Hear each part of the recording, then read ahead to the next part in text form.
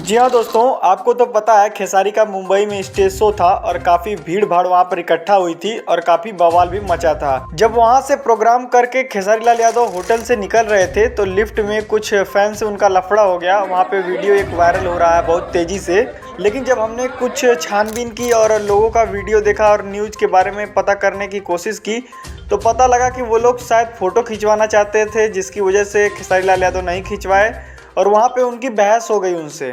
और ये जो वीडियो आप लोग देख रहे हैं काफ़ी तेज़ी से इंटरनेट पर वायरल हो रहा है और लोग इस पर खूब न्यूज़ बना रहे हैं। कुछ लोग तो ये भी कह रहे हैं कि प्रमोद प्रेमी और अखिलेश कश्यप में जो झड़प हुई थी उसके बीच में लोग नाराज़ हैं खेसारी लाल यादव से।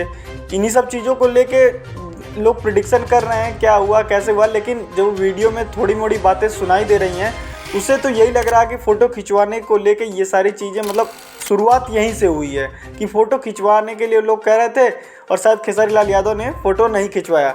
इस वीडियो में आप देख सकते हैं खेसारी लाल यादव के साथ कृष्णा बेदर्दी भी हैं जो स्टेज प्रोग्राम पे वहाँ पर थे।